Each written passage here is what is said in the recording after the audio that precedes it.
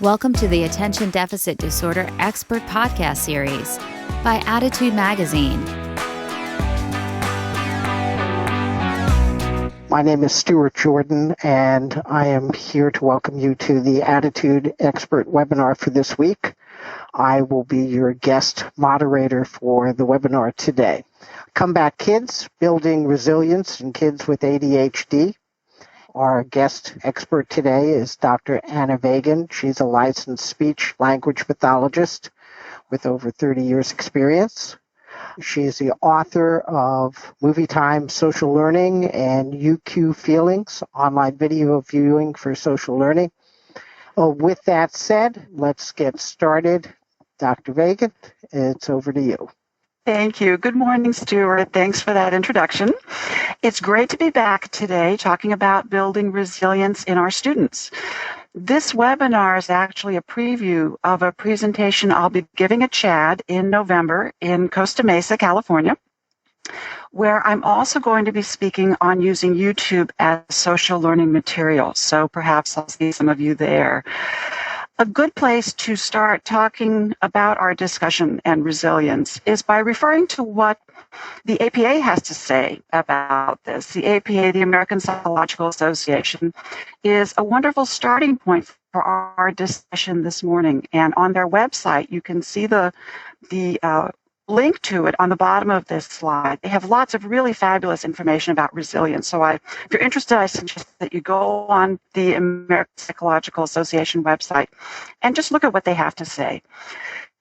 So what do we resilience, which really is kind of a very popular term these days? Certainly, we all need caring relationships. We need people to support us when the going gets rough, and also who we can then also support. But we also know factors in resilience include being able to make realistic plans and carry them out. The more positive our view is of ourselves and our abilities, the more resilient we'll be, the more confident that we can solve problems as they come up. One thing we'll really be focusing on today is talking about managing feelings and being able to stay regulated. When times are challenging to us, we have lots of uncomfortable feelings. And the more we can tolerate feeling uncomfortable, the more we'll be able to use our tools in the moment to solve our problems and to think flexibly, which is something else we'll be talking about today. How can we build flexibility in our students? And how can we help them and encourage them to not see situations as overwhelmingly new, but to think, is this situation in any way similar to another situation perhaps I've been in? So why is resilience important? Well, it's important all throughout our lives. Certainly in school, students, the more resilient a student can be, the more easily they'll be able to learn. Test taking obviously can be a stressful time for students, but as many parents well know, doing homework can also be very, very difficult for our students, breaking things down, working on executive function skills. Doing group projects at school is also drawing on our resilience, as we have to be able to work in a group and be flexible, get our ideas out, but also be ready to let our ideas change a little bit by other people contributing their good ideas so we can share our good ideas successfully. And of course, playground negotiating. When we're talking about beyond school phase situations where resilience is very helpful, when they go to birthday parties or play sports teams or apply to colleges, my son just went through this process. Video game playing needs resilience for when your avatar gets killed and you have to regroup or rebuild something that's fallen down. Shopping for parking space, going on vacation. You can see from this slide, it was a little tough for me to get the spacing right on PowerPoint. You have to hang in there, try what you can do, and know when to move on. So every day we are challenged by our life and our environment, and we draw on our resilience. So we know from work done in this area is that we can work to develop explicit skills that underlie resilience. And some of that is what we'll be talking about, and I'll be giving some suggestions today. There are obviously some times when we're going to be more resilient than others, but we also know that getting through tough times and positive stress is growth promoting, and that's one of the important ways that we develop as we move through our lives. Let's think for just a minute, what's the opposite of resilient? And I've listed, a list of terms here: fragile, rigid, inflexible, negative, frail, defeated, weak. What's so important when we look at these definitions on the left-hand part of the slide is to consider what are the feelings that come in those states. We might feel various kinds of anger, whether we're frustrated or furious. We might feel sad or scared. And those feelings then pair with thoughts. And for some of our students, those thoughts might be, this is too hard for me. No, I'm not going to do it. I can't do this. I'm out of here. I'm leaving. I'm dumb. I'm going to do it wrong. And what we want to keep in mind is the size of our feeling usually equals the size that we see the problem. Now, I think often as we try to be helpful, we may say to us, this really isn't such a big problem. I'm not sure that in reality that's what we need to say. Because for that student, in that moment, if they're having a big feeling, for them, that is a big problem. And so we're not going to convince them that it's not a big problem because they have a big feeling about it. So I think oftentimes, perhaps a better way to phrase our question is, how big is your feeling? How are you feeling? Can you name the feeling? And then work to, let's try and make that feeling a little bit smaller. Let's try and make that angry feeling a little bit smaller, or help make that worried feeling a little bit smaller. This is an illustration from a student of mine when I asked him to draw what his inner voice was saying. And this is showing us very clearly that this student does not have a very good self-concept, that the voice inside his head is not really his partner in life right now. It's not helping him. For so many of our students, ADHD students get corrected so many times a day. They get reminded, they get prompted, they get cued. And for them, life is full of admonitions. It may be overwhelming and uncomfortable and fast, and in general, too full of feelings. And so what we're going to be doing this morning is really talking about how we can use activities and games and books and even modeling of our own behavior to help our students be more comfortable being uncomfortable. I see students both individually and in groups, and I find that a lot of my sessions are spent creating activities and helping students feel okay taking risks, feel okay feeling a little bit uncomfortable, feeling okay trying to regroup and bounce back after something has challenged them, whether they've come out of it, whether they feel successful or whether they feel perhaps not so successful.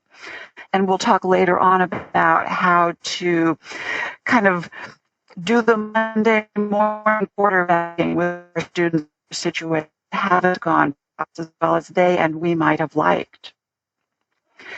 Now, I'm a big believer in helping students stay regulated. I hope most of you are familiar with Leah Kuyper's Zones of Regulation, a program that really, again, helps students identify, is your body regulated? Are you in the yellow zone? Are you too excited? And then what tools can help you get back to the green zone, the zone that's ready to learn and to problem solve and to have relationships and to interact with the world. And so in a lot of these activities, as we want students to stay calm and able to learn and take in information, I'm a big believer in having visual supports for our students to look at and refer to keep what we're talking about in their working memory. Many students I see really love gum and chewies and snacks and things to keep their mouths engaged, help them with that sensory input if they're sensory seeking, all kinds of body supports. Recently, I came across a wonderful breathing app by Slay Party Limited, excuse me. Many of my groups now start with a little breathing practice, a little, perhaps even a little meditation to help students come in and really get calm. There are two particularly great programs, especially for younger students, Kimochi's full social emotional developmental program that has Duffy, both of these programs and tools you can find online, has wonderful dolls to help students work with the facial expressions that go with feelings, and I really enjoy and find those are very, very helpful. When I work with students, I like to use books and media, in particular media being movies and carefully chosen videos, because I find that if students can talk about perhaps characters and stories, can start talking about characters in books and YouTubes, feeling uncomfortable, feeling scared and worried, and then once students feel comfortable having those discussions, we can begin to make bridges to the students' lives themselves. And books are a fabulous way to do that, especially with younger students who love picture books. And so here's a short list of some of my favorite books that have themes of resilience and flexibility and being okay feeling uncomfortable. If you have my UQ Feelings book, there's a whole list in that book as well. And the next slide shows a visual of how students can then take a book, and this particular example is from a book about a boy who builds a robot that hits this huge fireball coming to the planet. And my suggestion to students was first to draw a picture. Character felt, as you can see here, nervous in the top picture. And then I had students draw themselves in, that's the little stick figure in purple, saying, you can do it, you can hit it next time. So an encouraging statement. And then in the bottom, a determined, a successful end result, and the character is saying, you can do it. And so here students are practicing being encouraging. Here they're being encouraging to a character who needs some support. But they're learning how to talk to themselves as well. I love using YouTubes. This is Soar by Alex Tzu, and it's a beautifully rendered short with no dialogue YouTube story about a girl and a little tiny boy who happens to land right, where she is in the park, and he has a problem with his miniature helicopter. And this has such a fabulous portrayal of the emotion dejected, defeated, sad, where she feels she can't help him. And I had students on the freeze frame come up with, what do you think this student might be saying? It will never work. I'm just too dumb.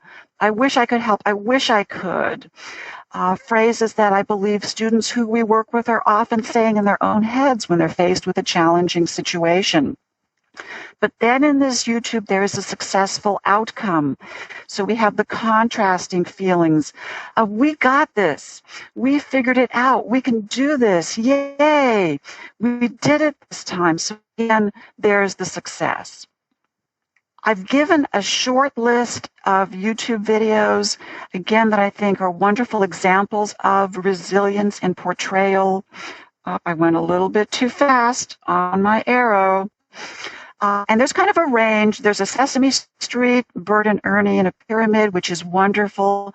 For younger students, Hubert up near the top is another one of my favorites. Embarked is a beautifully rendered story about a boy who has to leave his beloved treehouse, and the tree kind of uproots itself and goes to find the boy.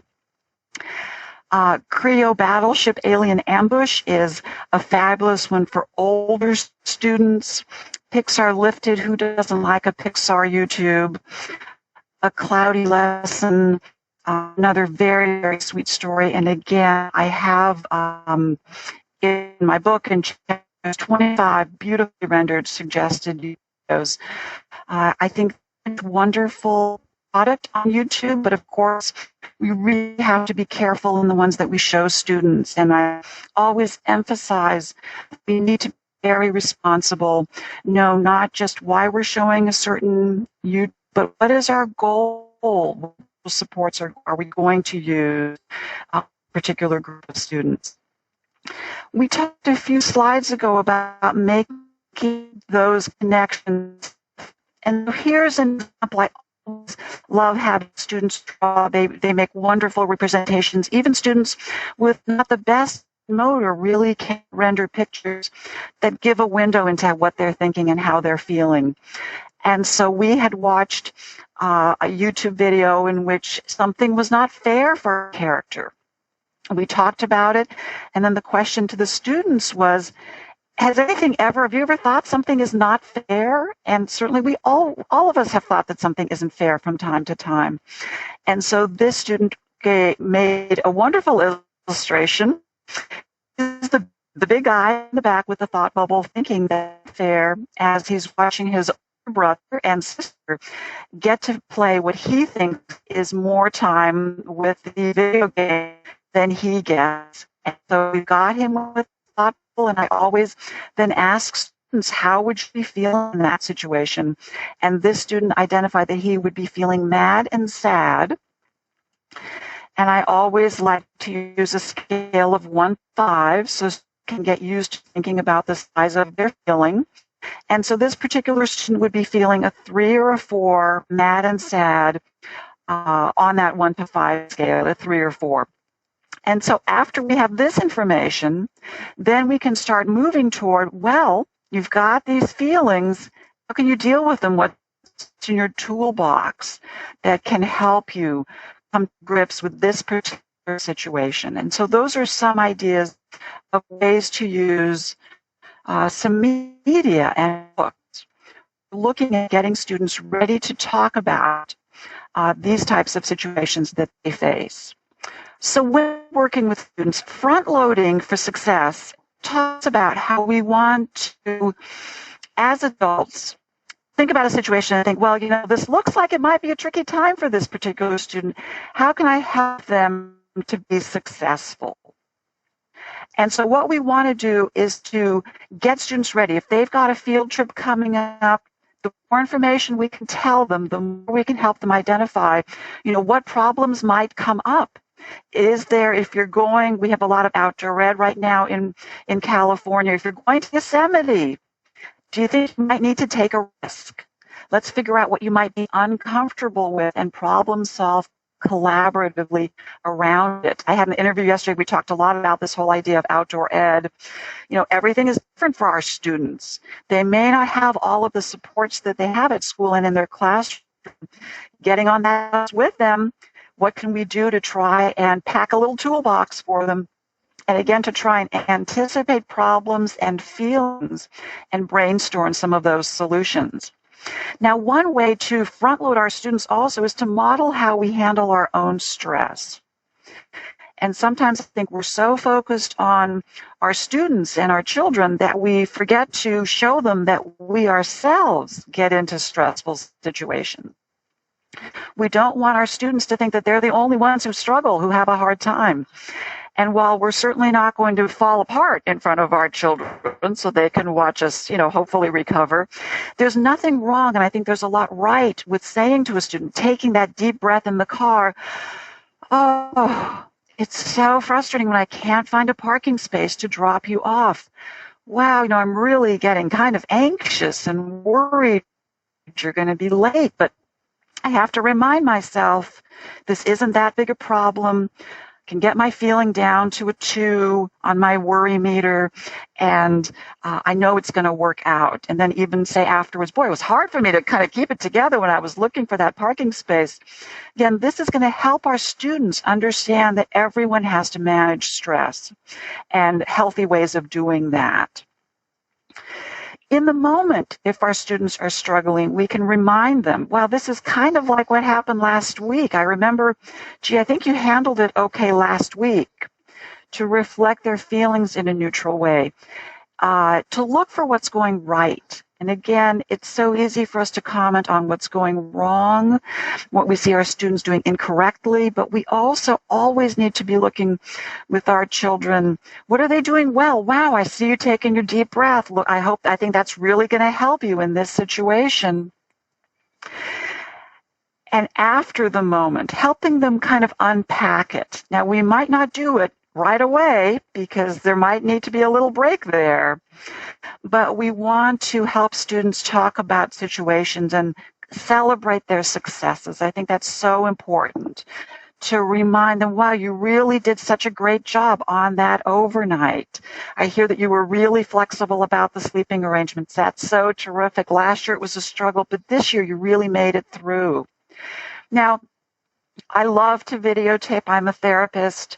I don't like doing it. I don't like seeing myself on video. You have to get over that initial, I just don't think I'm going to do that. But again, it's very, very helpful and can help our students see themselves be successful, see themselves using their tools so that they can say, oh, wow, I really did it then. Now, games are a fabulous way to build resilience, whether we're talking about board games or video games. And video games can, there's a lot of pros and cons. I love using video games in my practice. I tend to use sport video games, whether it's a track and field competition or beach volleyball or golf or bowling. I think those are wonderful ways to help students learn to struggle with not doing very well, because there's always that learning curve when you're learning to play ping pong with a Kinect system. But even with board games, we can challenge them. We can kind of throw some things at them to try and help them practice solving a problem, whether we're playing cooperative games, and there are fabulous cooperative games put out by Peaceable Kingdom. I like them a lot. Or competitive games. And again, a lot of the sports video games I use are using the Xbox Kinect, which I think is a fabulous gift to the world. We often have a tendency to let students go first. So if I'm playing with the child, they want to go first, I'm not always going to let them go first. I'm going to say, you go first every time. Can I go first this time? Would that be okay? Again, they may feel uncomfortable, but that discomfort lets them practice. I might choose the piece that they like or help them negotiate in a group. You always get blue, but other people like blue too. Not always rematching. If I have an individual session, a kid win and I win, invariably the child says, let's play again. We may or may not be able to do that. A wonderful way to play a game in kind of a different way, and this example is kind of in the middle of the slide. I call it rule change. Let's say that the rule of the game is if you roll a 6, you pick a card. All right, play by that rule for 2 minutes, but then one person gets to change the rule, and we write down the change. So it might be, if you get a 4, pick a card. If you roll a 1, go back to start. Wow, that's a pretty vicious rule. Go back to start. Let's play by that rule for 2 minutes or even 1 minute. Then that rule is erased and the next person gets to make a new rule. This is a great way to work on flexibility and managing uncomfortable feelings all at the same time. I love doing rule change. So, before you play a game, make a list. What could be the challenges? What could be the trigger points? Well, and what might think? I want to make, I want to win. I don't want to lose. I don't want to miss all of them. We all kind of think these thoughts. I certainly will confess when I'm playing bowling, I want to get a strike. I really do want to do well. And helping our students, again, write those down, make that visual, and then the feelings that go with that. And here's a great mix of feelings. Hopeless, hopeful, exasperated. What a great feeling for a 4th grade. Mad and frustrated. Again, make those visuals so that kids can look at, this is what we're saying, we're thinking in our heads. These are the feelings that we know we're dealing with. Well, this slide is a fabulous one that I often have available for students, all three of these. So this is one to monitor feelings. How are you feeling in the moment? And I like students to monitor a lot of feelings because when we're playing a game, we feel lots of feelings. There might be on the happy meter a feeling, but there also may be a feeling on the mad or sad or worried scale. So the top, everything is okay, is before game. The bottom one shows that, oh gosh, now in the game, I'm feeling a little sad too, but I'm worried at a 3. This gives us a heads up. How is this particular student feeling? I have to tell this vignette. It's playing the game of life with four. All of a sudden, they're doing their monitoring, and one student's feeling on his words is up to a 5. And so, we kind of take a pause in the game. Let's check in with Mark and see what's going on. I notice you're worried is up to a 5, Mark. What's going on? And he says, I'm really worried that when I grow up, someone will sue me for $500,000. That had just happened in the game. And it's a great opportunity for the group to be able to support him, and we finally decided it wasn't a worry for today. So if this student hadn't been able to show that he was feeling so upset, the feeling would not have gone away. And perhaps he would have gotten very upset and, made everyone's pieces fly off the board or started to cry or something big. But because he was able to let us know about his feelings, we were able to solve the problem. Here are 2 boards that I often use with students. These are game playing fixtures and stuck fixtures. And actually, some of these have been posted in dugouts for Little League because a lot of Little League players may need some support in remembering to think some of these thoughts. Again, a lot of our students, we might say to them, oh, you need to just remember, it's no big deal. Think that thought. But in the moment, when they're stressed, they may not be able to think that thought. And so having it visual makes it much easier for students. Oh, yeah, that's what I'm supposed to be thinking. Then over time, we see students make that bridge to being able to have that thought in their own heads. And of course, if we need to fix our uncomfortable thoughts, we also need to encourage our positive thoughts. And so when we're doing well, it's so important, again, to help students understand. The more you can think, I'm doing this right. The audio on my webinar might be breaking up, but I think it's going to be okay. I can get through this. Stuart will solve the problem. That keeps me in the green zone, keeps me feeling like I can do this, even though, again, there are challenges going on for me.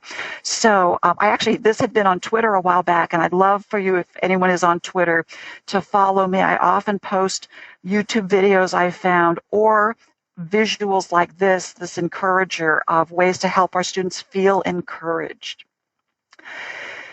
Again, this is another example of a visual listing feelings that you might get when you're feeling. This was for playing a video game, little mini games.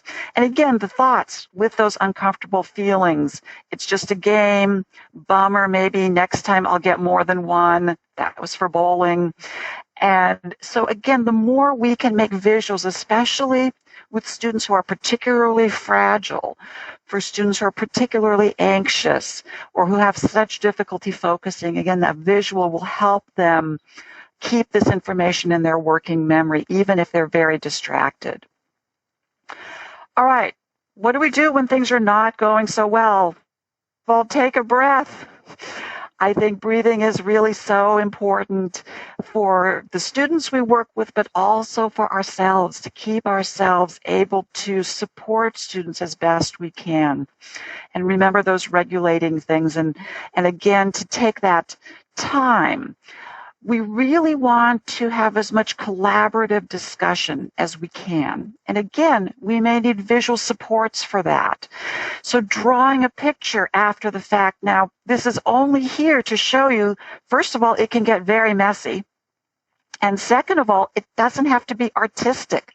I am the world's worst sketcher Okay, I'll admit it. I drew these pictures in the moment for a student who didn't really care how they looked, but all of this busyness was about feelings and thoughts, and the X, we kind of decided that had been a bad choice, but we made alternative choices.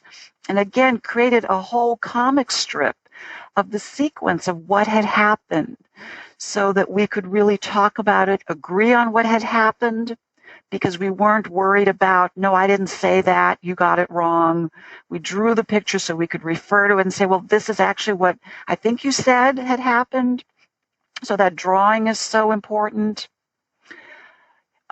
Here's another example of a story, of writing a story, because we certainly can encourage our students to write about things. And again, we want that collaboration. In this slide, what I wrote is in red, and what the student wrote was in black. And so you can see at the end of that first paragraph, this was about a student who had a problem on the playground. I asked her, can I be out here for a little bit? And his sentence stopped there. But when I wrote, but, I don't remember what she said. Well, there's a reason he doesn't remember. He doesn't want to remember. And so as we kept working through this writing, which again made it easier for the student to focus on this was very helpful. And again, this is our final visual before we start to take some questions. This is an example of working with a student who didn't like math. And so when given an assignment, her first response typically was, I don't like math and I don't do math and I'm going to read my book, because she was angry. Wrote down this thought bubble, and then all of a sudden she said, math isn't something to make a fuss about. Kind of in retrospect, she came up with that, and I wrote that down too. And so this was a visual then that gave her something to remember, that she could move forward through that feeling, that she had alternatives available to her. Oh, the red. Okay, so I see some questions coming in. So how do you, I'm going to field the one about the red, yellow, and green book. This is Leah Kuypers, Kuyers. Her book, her program is called The Zones of Regulation. It's a fabulous, fabulous program to help students consider how they're feeling in a particular situation and then find tools. The colors are green. The green zone is for when a student is feeling good, confident, calm, happy, and ready to learn. The yellow zone is a combination of feelings. It can be frustrated and angry, but it can also be excited. Excited and frustrated can look the same behaviorally. A lot of movement, a lot of excitement, hands moving, getting up and down. And so the yellow zone is not necessarily suited for the best learning. The red zone is kind of out of control and really not very happy and angry. And then the blue zone is kind of the opposite. It's lethargic. It's if you're feeling tired or bored or sick. And so it's a great program. I encourage everybody to look at it. I see a question, is yelling a result of poor resilience? That's such an interesting question. Yelling is a behavior that reflects a feeling state, and it reflects a feeling state of discomfort, of anger or frustration or sadness. And so I think if a student is yelling, they're upset, they're struggling handling that situation. And so I think, I think that student needs some work in trying to become more resilient and having more tools to build their resilience, in being able to perhaps catch their feeling before they get to the yelling part, and to think one of those thoughts on the stuck fixers of take a breath, it's going to be okay. Don't worry about this. Because yelling can certainly go to a meltdown, and our students can melt down. And, in meltdown is a tricky time to say, okay, I wonder what will help you now. What we want to do is, when a student is not having a meltdown, to again perhaps be working with the zones of regulation, to say, when you melt down, we want to make sure that you have some tools.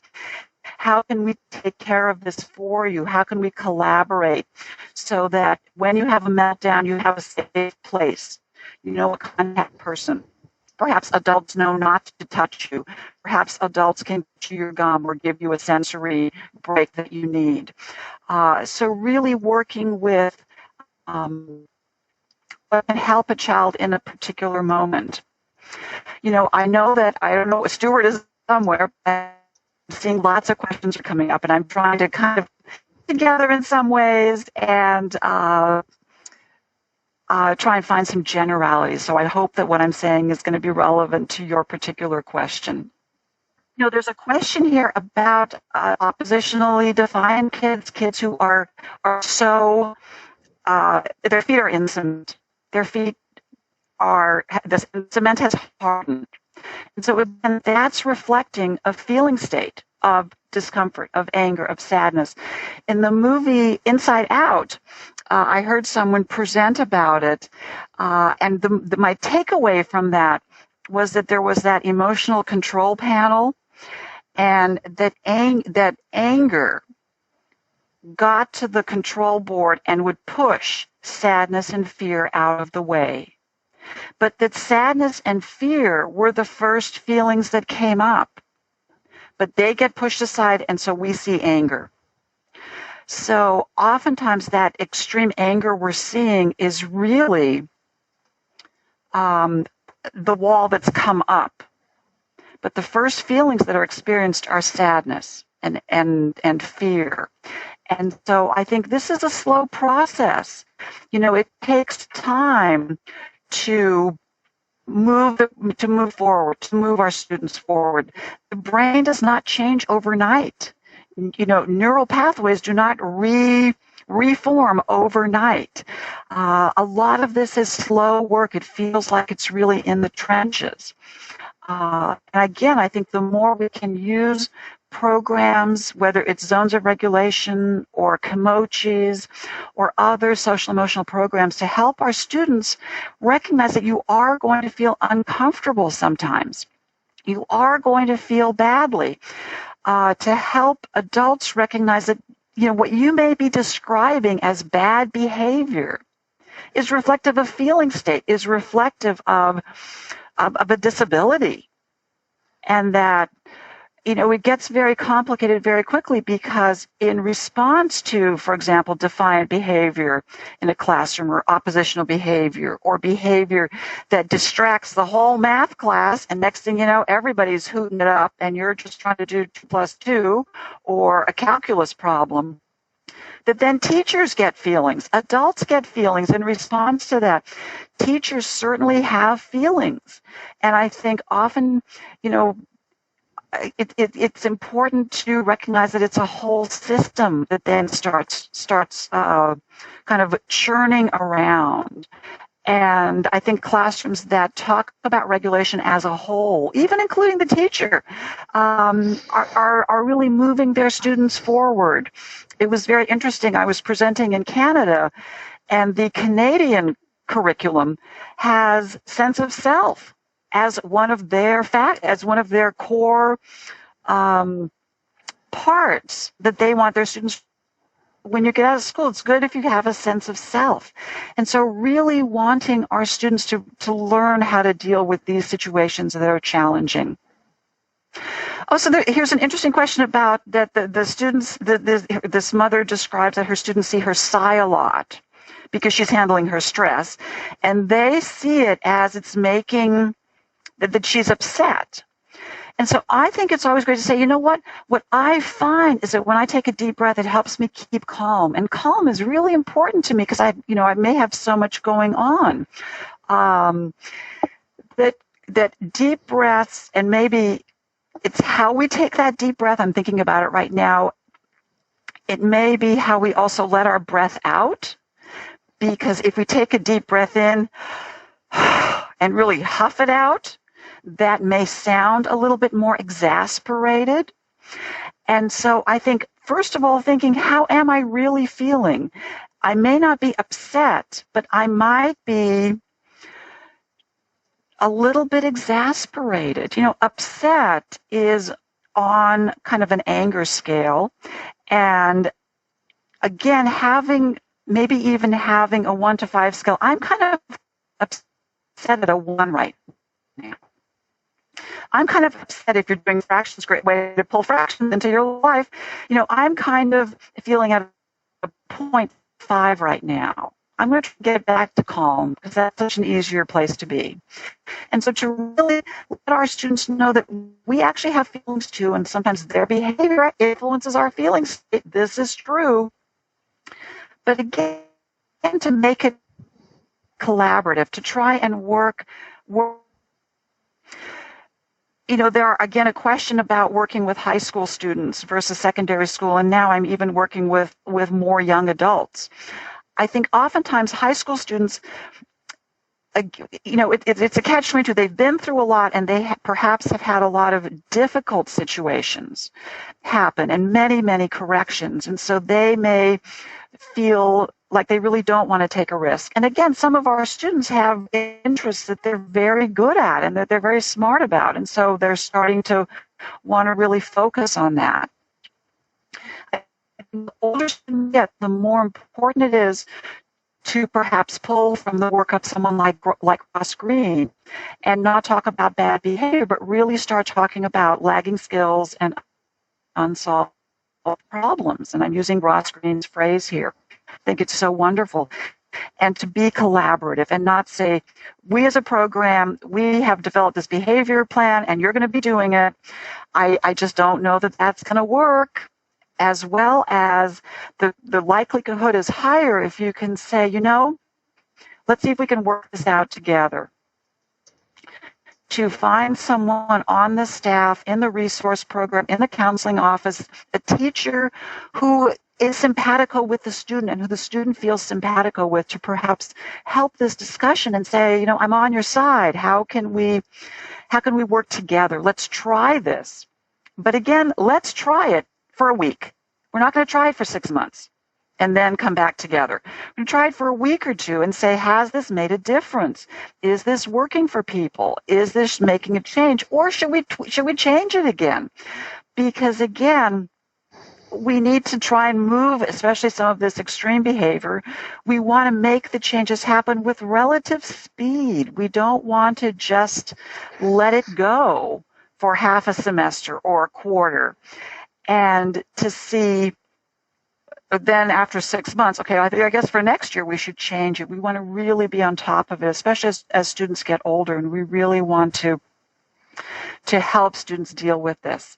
Yeah, a lot, I'm seeing a lot of questions about dealing with anger, and I think it does come down to really helping our students focus on their feelings, and also to help schools and even us as parents focus on feelings more than behavior. We see the behavior, but the behavior doesn't come out of the blue. It comes from a feeling state, or a combination of feelings, because feelings certainly come in lots and lots of combinations. We don't just feel one feeling at a time, and that makes it difficult. In addition to the other complication is that feelings change very quickly. And so again, you have to be able to tolerate. And again, tolerate makes you think resilience. The more we can tolerate our feelings changing rapidly. For me, changing from feeling that my seminar is going great and I'm pretty happy about it to, oh my gosh, have I lost audio? I'm feeling, overwhelmed. And then feeling, okay, I think I've got this. Now it's time for me to be wrapping up.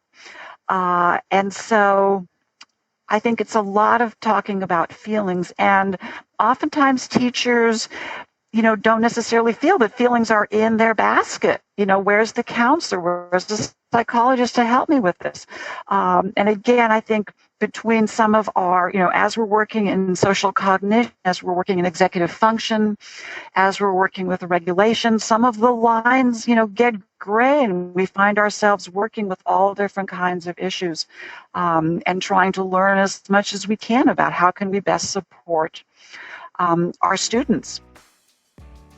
I'm going to let Stuart take over now and sum things up. Again, you've got some contact information for me. I'd love to, see you guys on Twitter. I found the Twitters have only been on it a month. Great way to share information quickly and efficiently. So thank you all. Thank you all for being flexible with whatever's been happening with my audio. And Stuart, back to you. Thank you, Dr. Vagin, for a great presentation. A lot of interest, a lot of questions. And we thank everyone for taking the time. And we'll see you next week. For more Attitude Podcast and information on living well with attention deficit, visit attitudemag.com. That's ADDITUDEMAG.com.